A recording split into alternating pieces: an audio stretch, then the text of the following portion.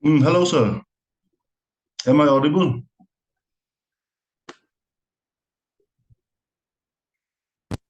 Am I audible? Sir, Yes. yeah, today Professor Verma, those and the co-coordinator, they are very busy. We are having a convocation today. Yes, yes. I have been told. Yes, yes. Yes, yes. So, That's sir, all right. But okay. am I clearly audible? Yes, sir, of course. Okay, okay. I think, sir, we can start now, no? Sure.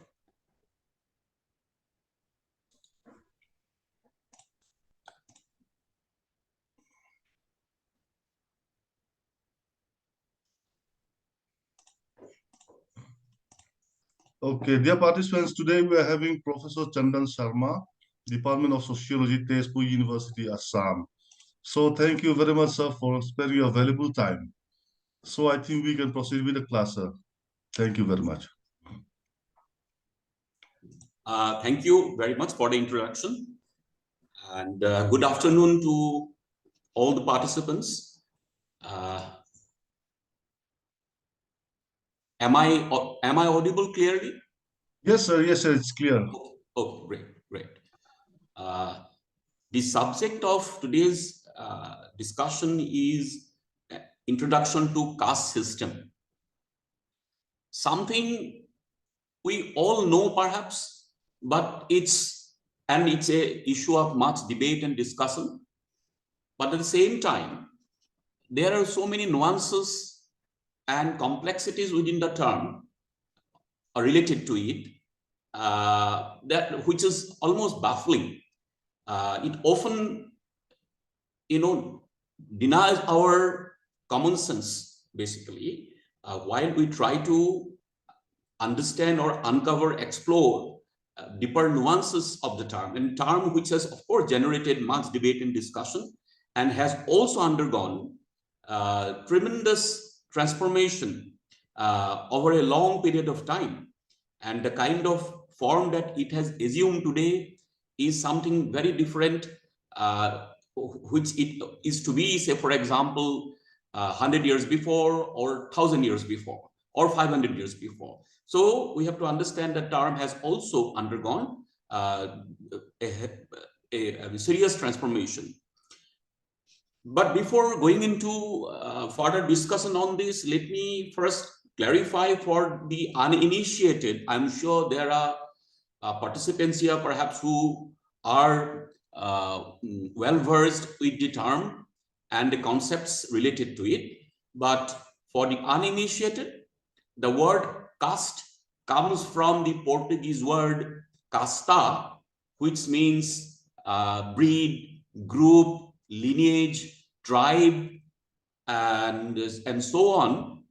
And originally, it also meant that these lineage, groups, tribes, etc. have to be pure. So pure tribe, pure genealogy, pure breed. So the term entailed that those kind of meanings earlier. But later on, just any kind of group, lineage, and so on and so forth. When we translate into the term to Indian context, when the term was applied to understand the Indian quote-unquote caste system, which is actually in India referred to as jati. Although the term caste did not perhaps encapsulated all the meanings that a jati does, but nevertheless, by the way, am I visible too? I don't see myself in the. Yes, sir. Yes, sir. You are visible, sir. Okay, okay, and okay, audible too. okay, okay. So although all the different nuances and the complexities of the term caste perhaps is not encapsulated by what is by the term caste, nevertheless, the term caste is accepted as the most or the approximate term, the closest to the concept of jati. Okay, so caste system is referred to as actually as jati in the Hindu system, but there is another term which is very closely related to it, but is different from caste or jati, which is the term called varna. So we do not have a equivalent of varna in English, right? So what is varna? So Barna actually, when generally we ask a question as to how many castes are there, and the response is that there are 4 castes, right? So that is the commonsensical answer. But when we ask the question of Barna, it baffles most of the people. Even within the Hindu system, people do not understand the meaning of Barna. And in reality, there are 4 Varnas, but there are thousands of jatis. What are these 4 Varnas? The typical 4 Varnas of Brahmin, Kshatriya, Vaishya, and Shudra. So these 4 hierarchical Varnas in that order: Brahmin, Kshatriya, Vaishya, and Shudra. There are 4 Varnas. But then there are thousands of jatis or thousands of castes. So we must understand, therefore, while Varnas are 4, jatis are or castes are many. So within every Varna, there may be hundreds of castes. And I will have more discussion on this as we go along. Now, before going into the detail of this discussion, now we know that there are 4 Varnas and there are many castes, thousands of castes. And 4 Varnas are Brahmin, Kshatriya, Vaishya, Shudra. And the castes are, there are caste and subcaste. There are too many in every region. There are castes which are regional. There are castes which are universal. For example, Kayastha is a caste which is universal. I mean, almost everywhere in India you find it. But then Kshatriya caste is not found everywhere. Say in Northeast, we do not have a Kshatriya caste. That is the warrior caste. Or in a way it is a Varna, but there are within Kshatriya Varna, there are many subcastes who also claim Kshatriya status. Now, what is a caste? Now we understand that it is a group and there are some hierarchies associated with this particular group. And we also know that there is a concept of social segmentation associated with it. So there are different characteristics of this group. Actually, there have been efforts to define the term caste, but it has not been possible because of the complexities of the term that I have already mentioned. But nevertheless, there and in 1932, there is this very eminent Indian sociologist G.S. Ghurye.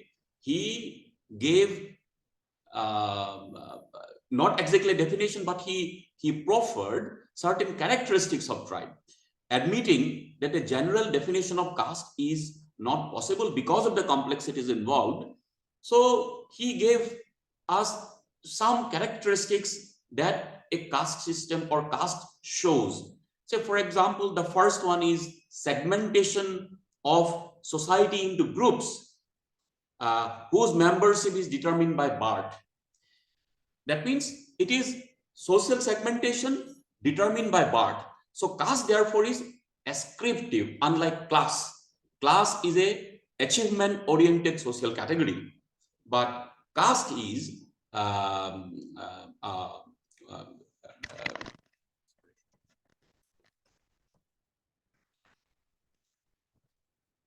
but caste is a ascriptive oriented category, ascriptive category, which that means it is determined by birth. Secondly, caste system is a hierarchical system. That means, as I mentioned, there are 4 varnas. So all these varnas are hierarchically organized. It is stratified, not horizontally, but vertically. And there are a whole lot of philosophies involved with that. In fact, it is claimed that this hierarchy is divinely ordained and things like that to justify the hierarchy, because in this hierarchy, every group claims a superior status. Generally, the Brahmins are accorded the superior most status, but that is also contested in certain contexts. That is a different issue. But what is most important is that caste system is a hierarchical system. It is vertically organized and not horizontally. Number 2. Number 3, there, when you are a caste and you are in relationship with other caste, there are certain principles of commensality, certain food that you can take, certain food that you cannot take, certain food that you have to avoid, you need to abstain from. Although again, this is not something which is a kind of all India universal feature, because we also have regional diversities. Nevertheless, there is always some restrictions on commensality, food, what kind of food you take, what kind of social intercourse that you maintain. So there are restrictions on that, and these restrictions used to be traditionally very minute.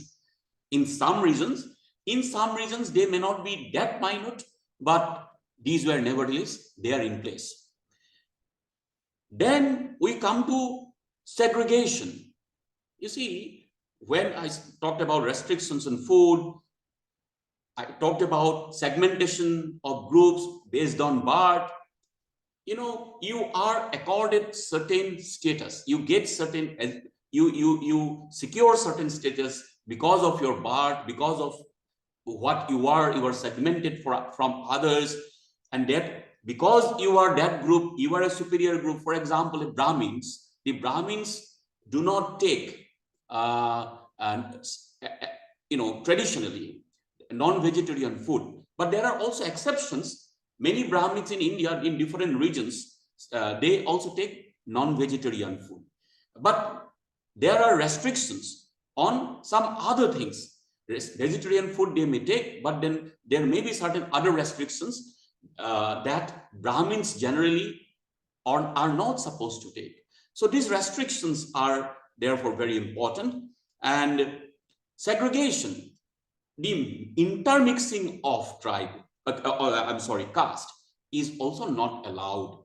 So because certain castes are supposed to be superior, certain castes are supposed to be inferior, and intermixing among them or between them is not something which is encouraged. Say, for example, an upper caste Brahmin will not take the road or street used by, or street which pass through a, say, for example, lower caste area, and a lower caste would not be, individual would not be allowed to collect water from a well which is located in upper caste area. So these kind of restrictions, social segmentations, segregations are there.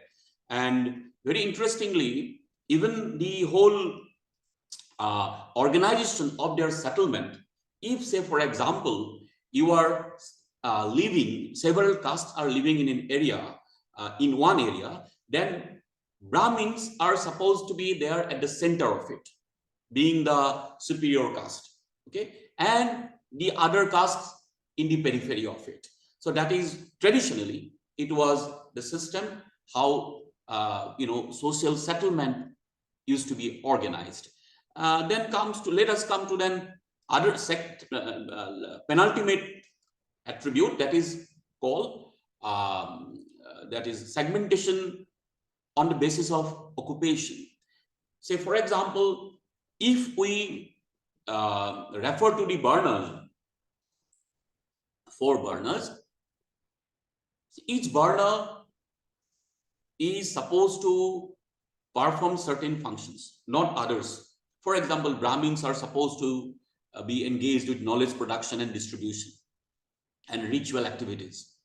Kshatriyas are supposed to go to war. Okay, Vaishyas, 3rd burner, are supposed to be engaged in trade and commerce. And 4th, the Shudras, that is the service caste. There are many castes within the Shudra category, but they are supposed to be service castes, and which are engaged in the service of the first 3 castes. So that is how occupations were organized. And then there are, depending on what occupation you are involved or engaged in, you see, certain occupations are not supposed to be done by some particular group. Say, Brahmins are not supposed to be farmers, right? Or they are not supposed to be engaged in trade and commerce. And Vaishyas are not supposed to be engaged in ritual activities. So, your occupation were cut out for you. So there is no opportunity for a changeover.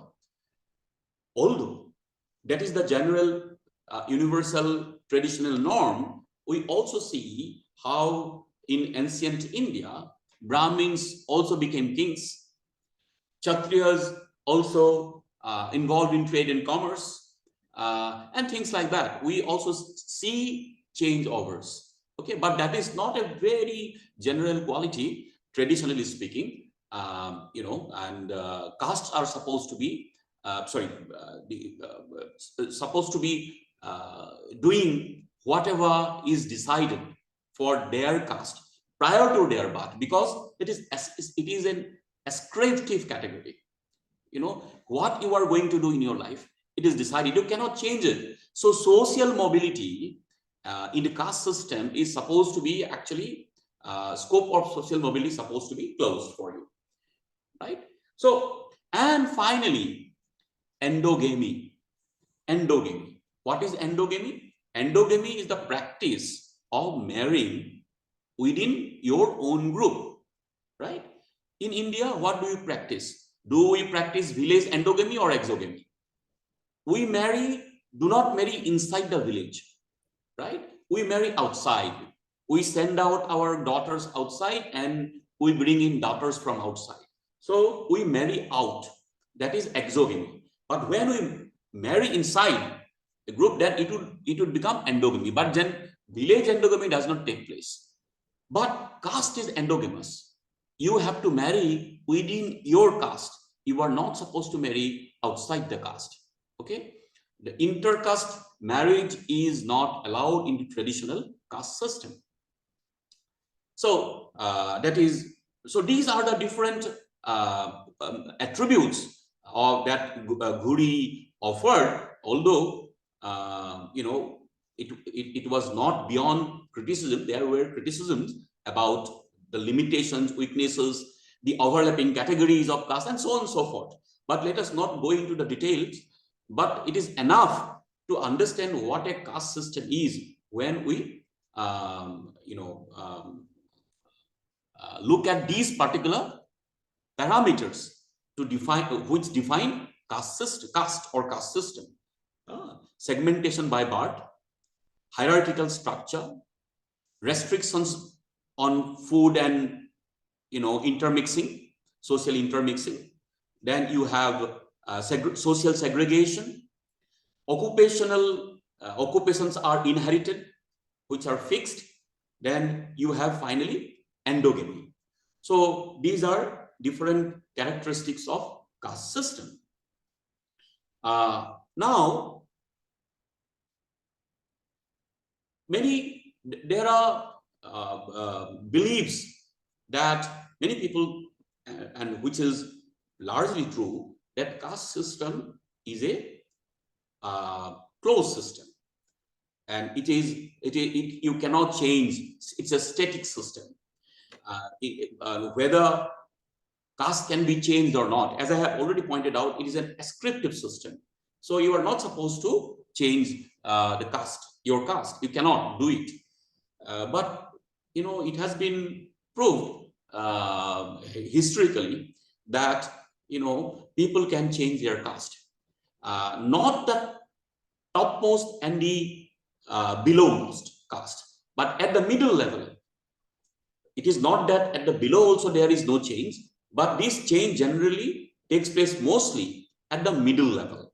Say Brahmin will not change his caste, right? Or somebody from the below cannot just become a Brahmin like that. Or Brahmin would not become a Kshatriya, because that mobility is not possible. And similarly, a Dalit cannot become a Brahmin or a Kshatriya.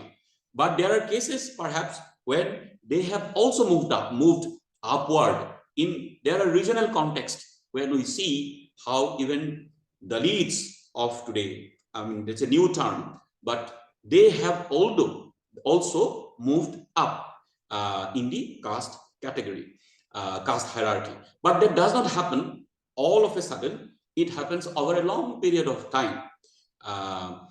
And this process of change in the caste system, there is this work by M.N. Srinivas. He's another pioneer Indian sociologist and doyen of Indian sociologists, and he has a book called Religion and Society Among the Kurds of South India, and where he studied how the Kurds, they are not among the topmost groups, varnas, but how they have attained Kshatriya status and live life like that. And because of their dominance at the local context, how they have become a very powerful, respected community, the Kurds. And the process of their, what do I call, the social promotion, he referred to it as a process of Sanskritization. So what happens when Sanskritization happens? That you, as a caste, a lower caste, emulates the lifestyle of the so-called twice-born caste, upper castes, and thereby changes lifestyle, changes social practices, and over a period of 2-3 generations, he attains an upper status in the caste hierarchy. It is not very easy.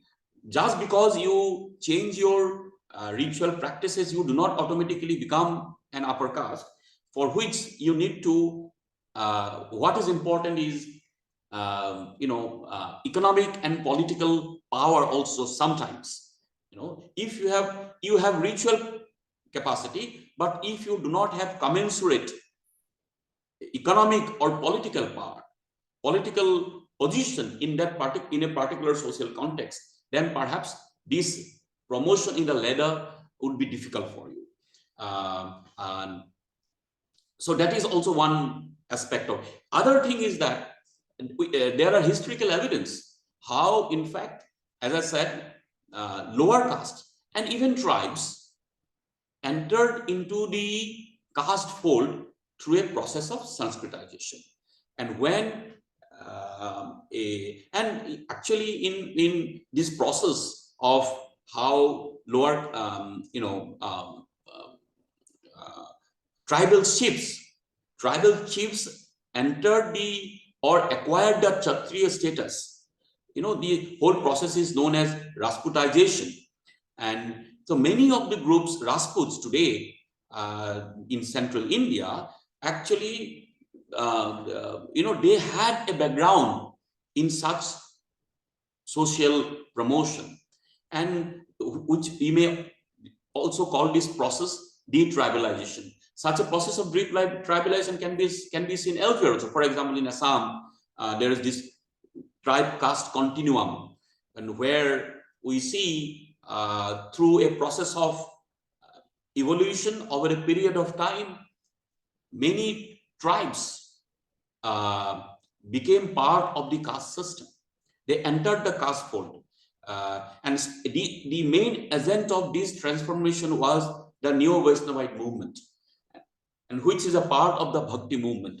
Because we all know Bhakti movement in medieval age in India started against the oppression of the caste system, especially the Brahminic oppression, the caste system. As I said, there are variations, diversity within the caste system. There are regional variations. In some areas, it is extremely conservative and oppressive. So we see how Bhakti movement had its emerged in such areas, and against the conservative Brahminic Hinduism, Bhakti movement, it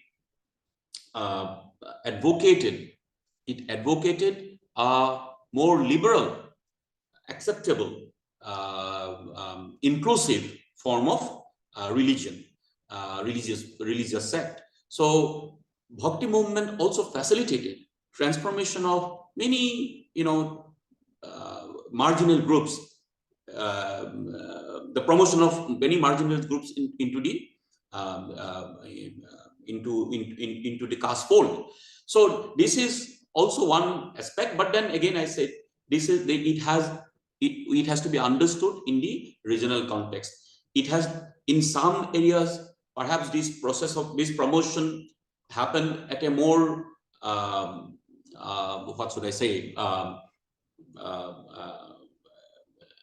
in a larger scale. But in some areas, perhaps the effect of this the Bhakti movement was limited, especially in the promotion of groups into the caste fold, upper caste fold. Upper caste doesn't mean Brahmins and Kshatriyas. Kshatriyas, yes, but not Brahmins. So that kind of role Bhakti movement played. But again, as I said, it had different impact in different parts of the country, or parts of India.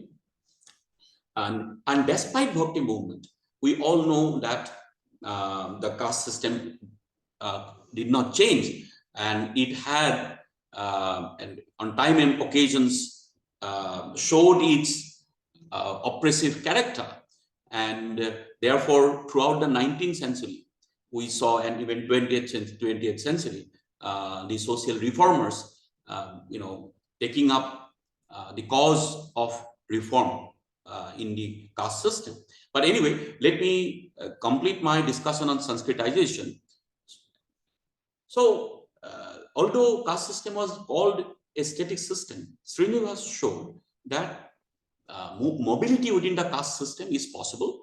And although this may not be very visible at the top and the lowest rung, but in the middle group, the mobility was more prominent.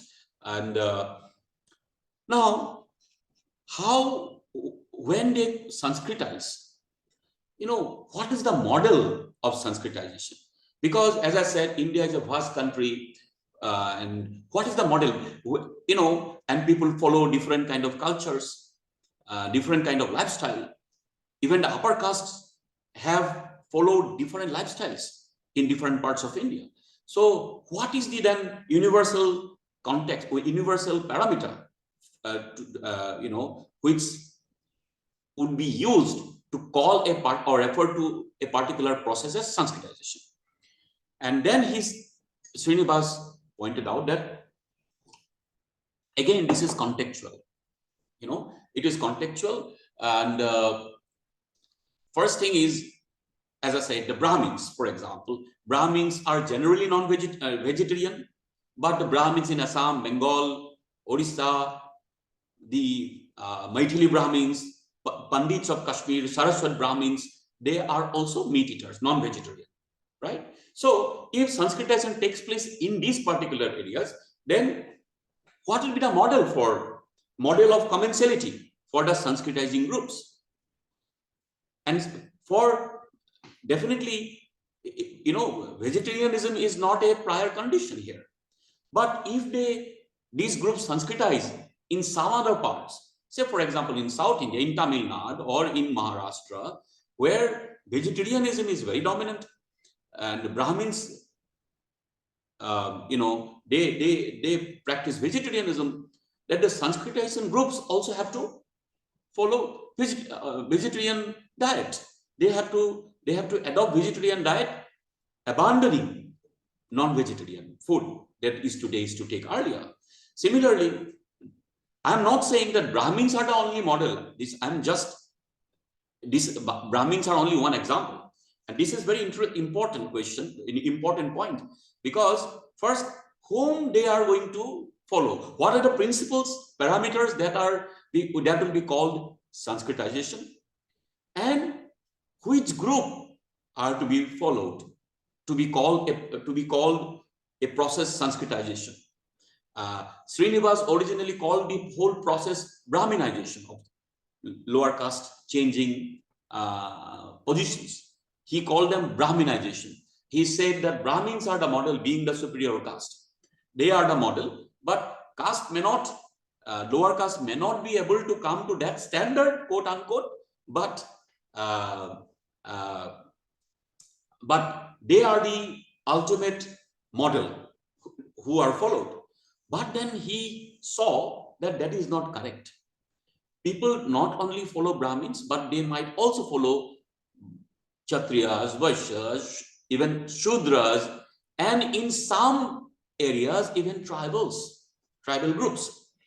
And there he used the term locally dominant caste, a term which is very important and which is decisive in determining the nature of Sanskritization, change of caste, across generation, and whom are to be followed. He said that people generally followed the locally dominant caste. A Brahmin may not be locally dominant caste. A Kshatriya may not be locally dominant caste, or maybe in place of the Brahmins. And there are some places where even tribals are locally dominant group. Of course, they are not tribes, but locally dominant group. And there you will see that even Brahmins, which will not be called a process of Sanskritization, but some kind of tribalization or upper caste, also do follow the lifestyle or certain practices of the tribal communities, because the tribal communities are dominant there.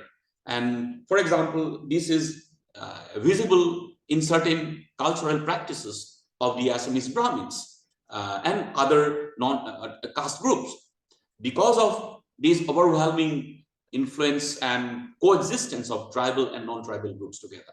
So now, how would you determine who is a locally dominant caste?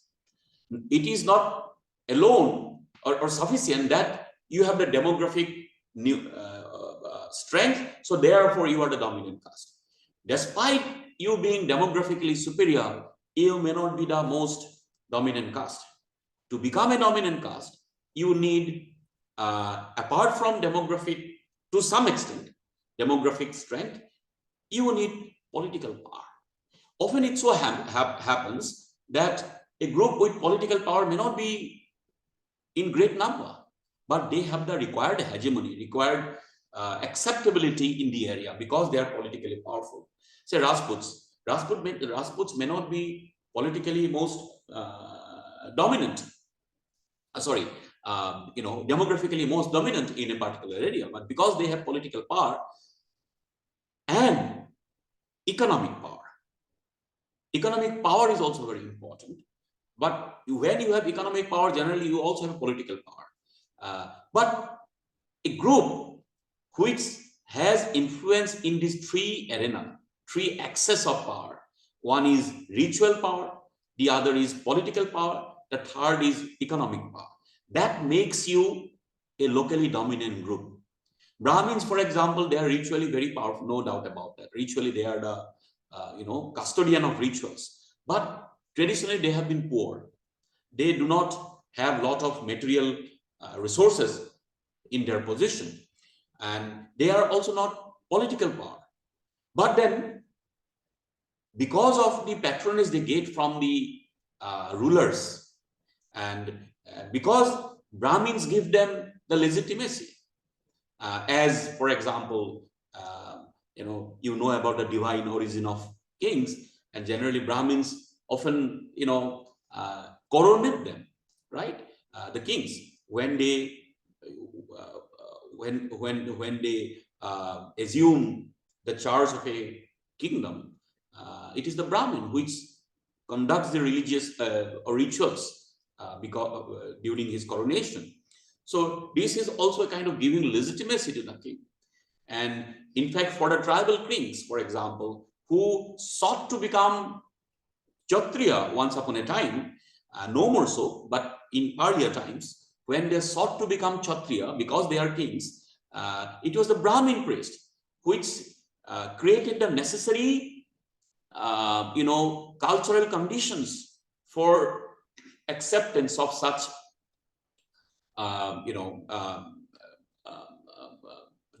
what should I say, aspiration of the kings by the common people. So Brahmins, therefore, although they did not wield political power directly, they were politically influenced. But yes, they did not have enough economic power. That is why in some areas, Brahmins may not be powerful. There may be other groups which may be powerful. So therefore, in those groups, the lower castes or tribes might follow the other groups, not necessarily Brahmins.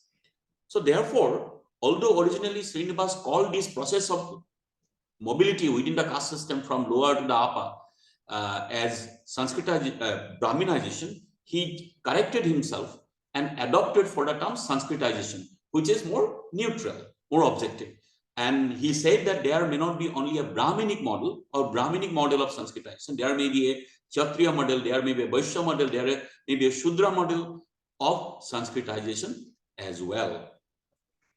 So, but while we see that, yes, caste system was, there was mobility, there have been mobility in the caste system traditionally, but this mobility, we have to understand that it is not, it is there within the system, but what is more important is that there is hardly a change of the system. The mobility is there within the system, but system, the hierarchy, it remains as it is. The hierarchy does not change. So when we talk about change in the caste system, it is change in the system, but not of the system. It is a change within the system. You remain within the same box.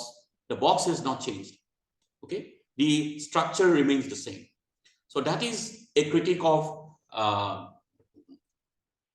Srinivas's analysis of mobility or change in the caste system. So then we come to the discussion of efforts at reforming caste system. There has been, as I said, despite in different ages, different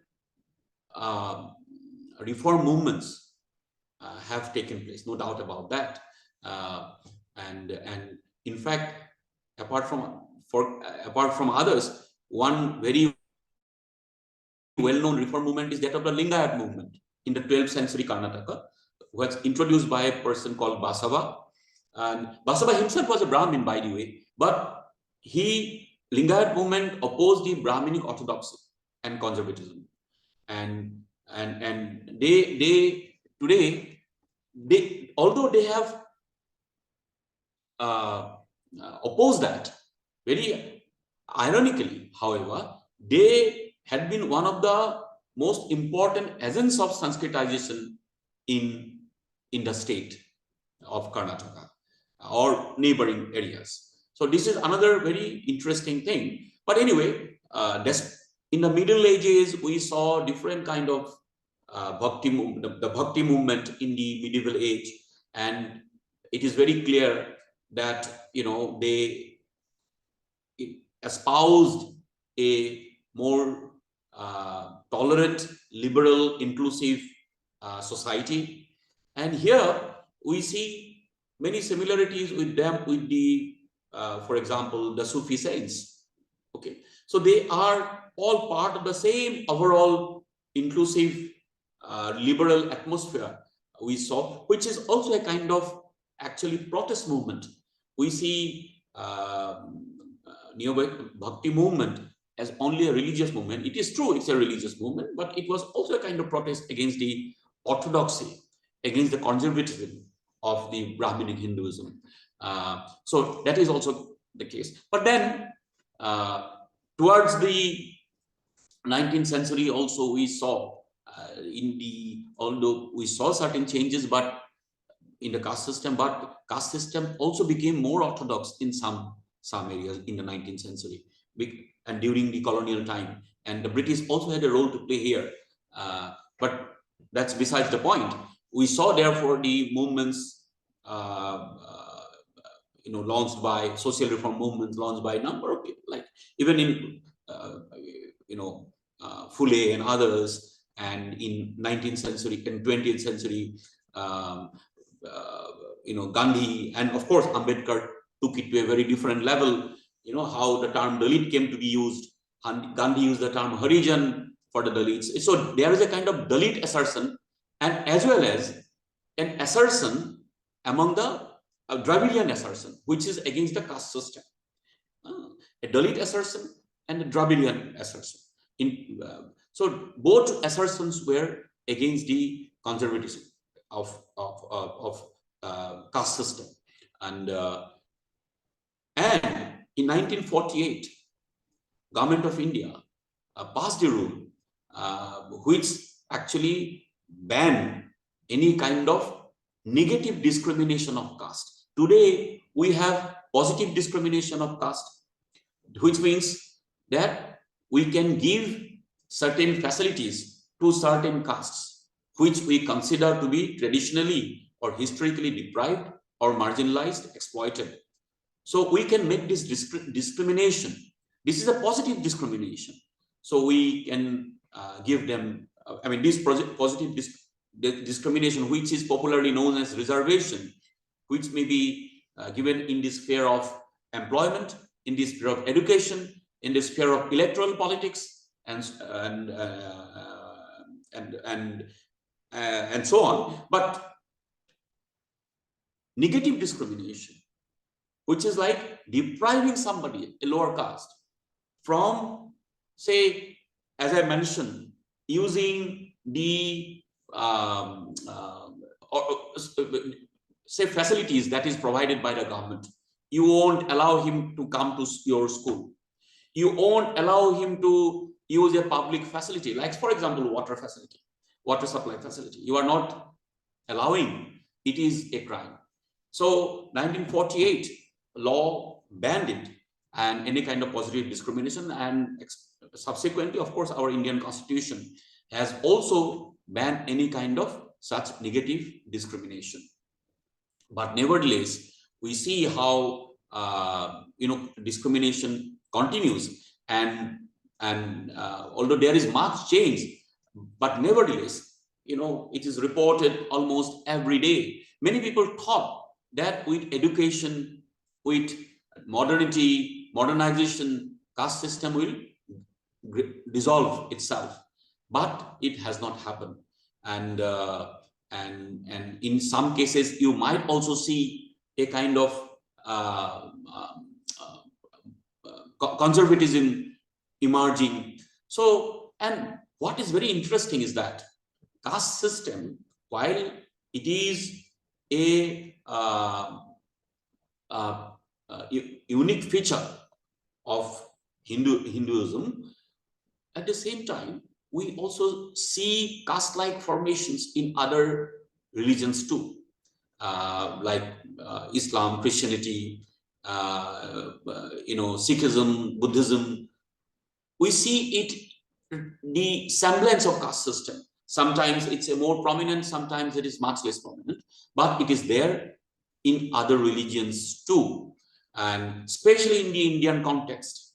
And studies have shown how, despite conversion of the, say, for example, Dalit Hindus to other religions, it appears that the Dalits, although there are better opportunities for their education and so on and so forth, it is taken care of to some extent, but the positions that is there in the hierarchy in that particular society, it is not accessible to the lowest castes, to the Dalits.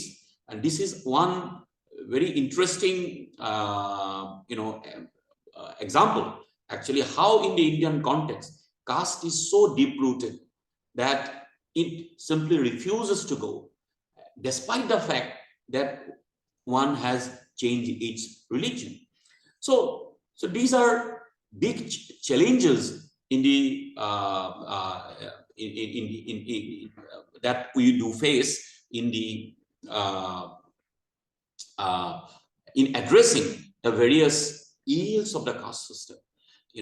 We all understand and that caste system takes a very oppressive form. It discriminates despite all the legal provisions. After all, these legal provisions are there recognizing this oppressive character. But although we have witnessed, experienced changes, but these changes have not come in the expected way. One can expect the changes, but we do not know how long it takes, because it is process of social development is a very zigzag process. It's one step forward, two step backward like process. There is a time when we see, and there is an expectation the caste system is going, or some other social, ill is going away. But, you would see after some time that there is a new eruption of such social, which is considered to be a regressive ideal. This will erupt in a new way. So it's very difficult to say when it can go away. But now, another thing is that we have to understand, there is, although we are discussing caste and casteism. Basically, right now, what we are discussing is casteism. We have introduced caste, but we are also discussing casteism. Both are not one at the same time. One may belong to a particular caste, but he or she may not be engaged in exercising casteism. Casteism is the negative, consequence that we are discussing of caste system that we are discussing now. So this is something which is, tried to be addressed by social reformers, our legal system, our education system, and so on and so forth. But this is something which is still, in the in addressing these ills, we have not yet found the right answer. It is still not good being, or the kind of result that we have seen is not in the expected lines. But nevertheless, we need social consciousness. We need education. It is also true the large number of people who are uneducated, and they are often swayed by divisive politics. But at the same time, we also see even educated people also indulge in casteism. So it's very difficult to define things and or make a conclusive comment as to who is responsible. But I think it has to be a kind of social, overall social campaign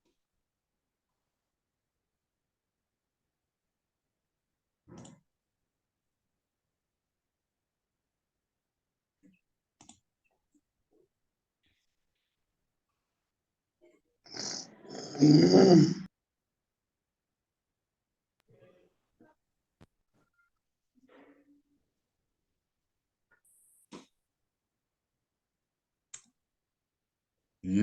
Anupam Sharma, you may unmute yourself and you may ask your question, please.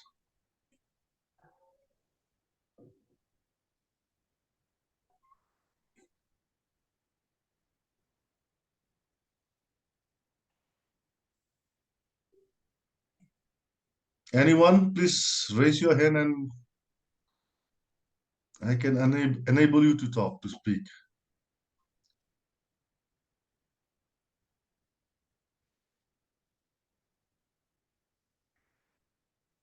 Sir, it seems that there's no more questions, I think. No one is attending the question.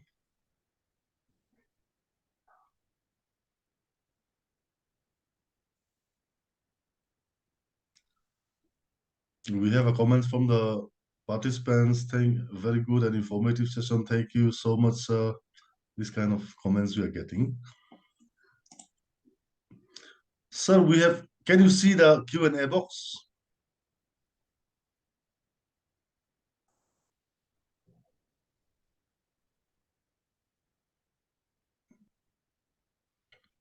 We have one in the Q&A box.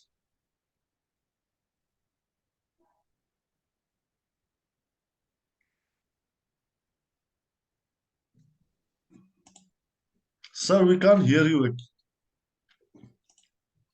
Sir, you're not audible. Am I audible now? Yes, sir. Yeah, no. I would like to say that caste system is always a negative. Casteism is always a negative thing. So it was never necessary. In fact, all these movements and social reform movements and laws and regulations, acts that I am talking about is actually to remove casteism, address casteism. And or second question is, caste system should it be based in economic conditions?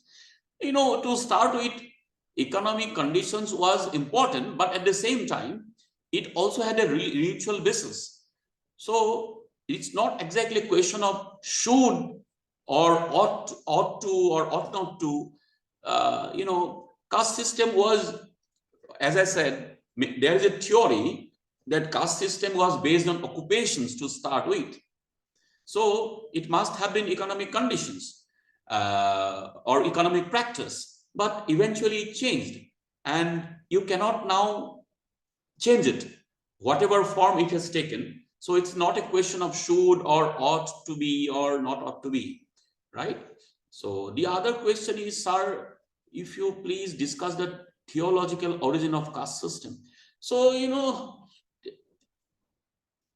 see, only one thing I can say is that caste system has been, obviously, it's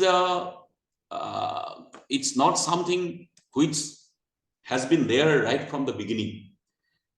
It is a system which came at certain stages of human society, right? And so far theological origin is concerned, in fact, in Rig Veda, there is a Purusha Sukta in Rig Veda, where it is said that the Brahmins are that born out of the supreme being's mouth. Kshatriyas are born from his arm. Vaishyas are born from his thighs, and Shudras from the feet.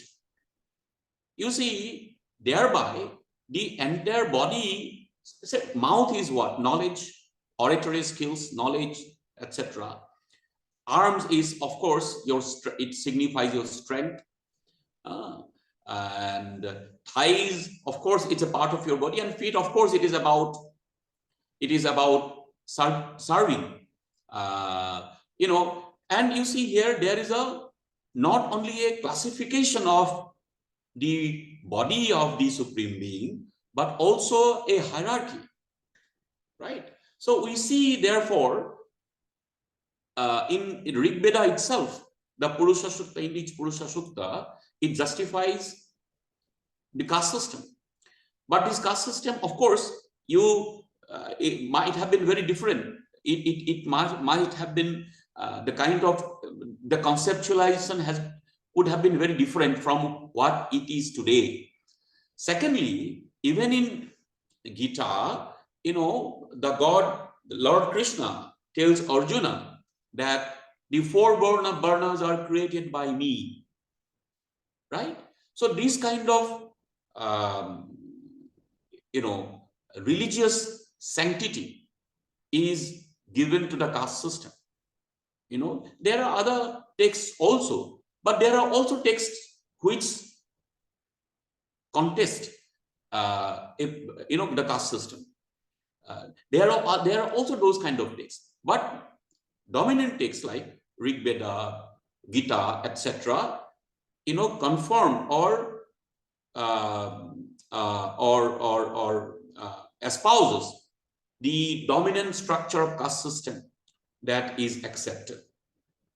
So if I'm not sure if the participant is happy with my answer. And the third is, you mentioned the caste system is vertical in nature. Can it change? Historically, has any historical sense to a horizontal one? No. Vertical in nature, the caste system itself does not change because the vertical structure has remained. What has changed is the mobility. One group might have gone upward. This mobility has happened, historically speaking. This is the point I tried to make. And finally, I want to know, is there any factors that affect caste system? Yes, there are many factors that affects caste system. Look at the kind of food habit of us today. We do not stick to the traditional food habit that is, prescribed. In fact, what in many cases, what people in the village eat, and people in the family eat, and what you eat outside are different. The kind of social intermixing because of public facilities, because of education, different institutions. So the kind of social segmentation is not as it used to be. Then, education, of course, is a very important, important factor. Then, what about urbanization? Very important factor. Intercaste marriages. You see how we have changed. A lot of things have changed. It has not remained as it used to be. And I think education, economic compulsions, mobility, urbanization, development, all these make all these affect. And of course, kind of social consciousness, all these affect, I think, kind of the strictness of the caste system that used to be earlier. So what type of, there are questions. You mentioned the caste system is vertical in nature. Can be that I have answered. Sir, what type of relationship prevails between caste system and economic system in terms of horizontal vertical sense? Now, I have already, I think, addressed this question. Caste system is not only an economic system. In fact, three axes of caste system that I have just mentioned. One is, of course, ritual power. What kind of ritual sanctity you have, your position has, right? Say, for example, there are groups in South India. A group is known as, say, they are Smith caste, and they call themselves Vishwakarma Brahmins.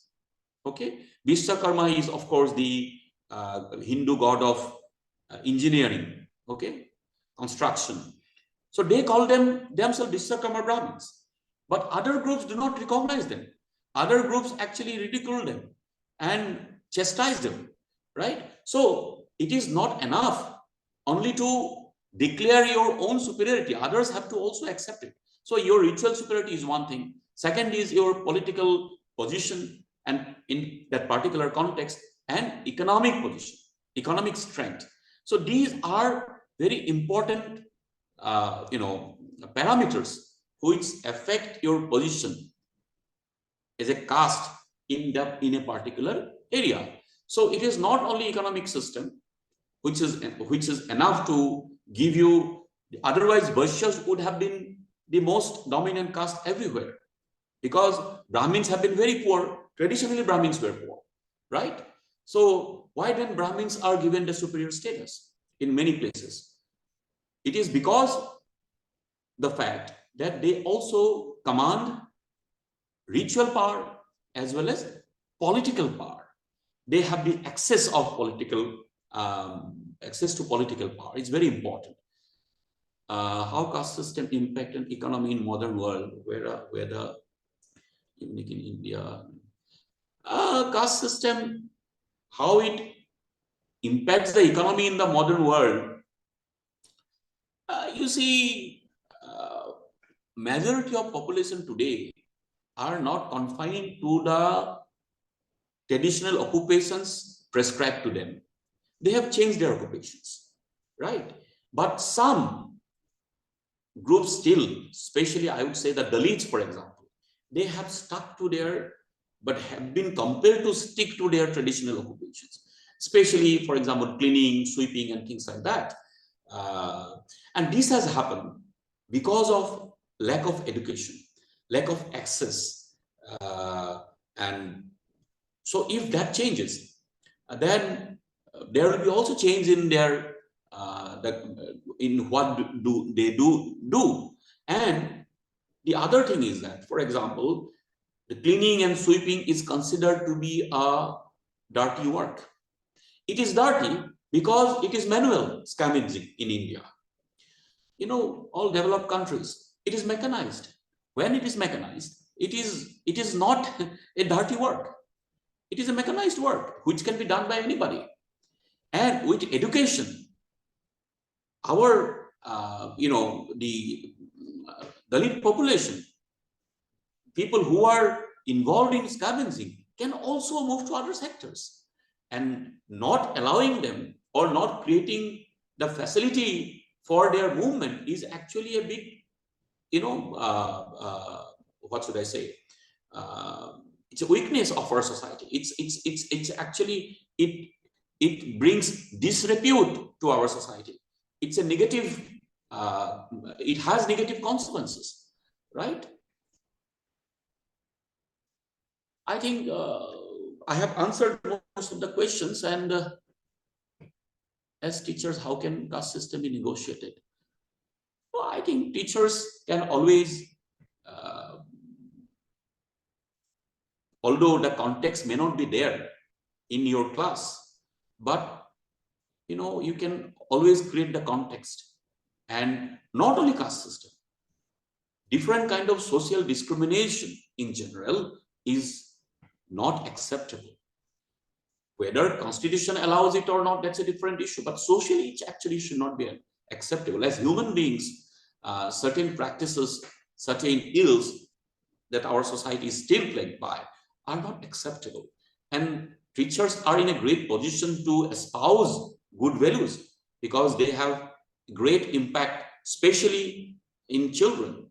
So wherever possible, they should, because we all know these are sensitive issues, and in many places these issues also create tensions.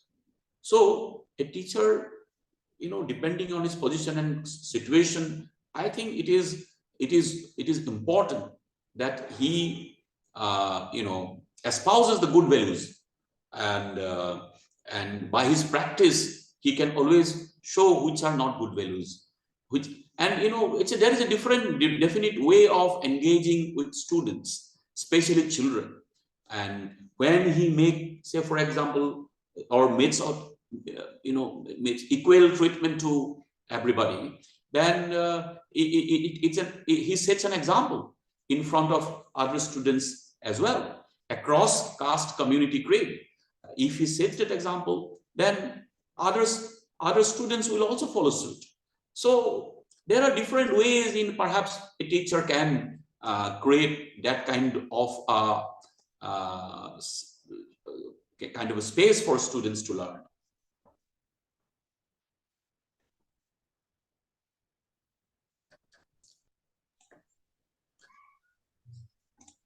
I have not typed the answers. I have just answered these questions orally. Is that enough? Yes, yes, yes, sure, sir. Yes. Yeah. That's how we usually do it, sir. Right. Okay, sir, I think we have finished with the question and answer. Mm, yeah, I Thank think you we very much. finished. Thank you. Okay, sir, thank you very much for sparing Thank your you. time, sir. Thank you Thank very you. much. Thank you for the very Mm. interactive session. I really enjoyed answering the questions more than speaking. It was a monologue. So answering questions is always a kind of much better experience. Thank you so much. Thank you. Okay, thank you, sir.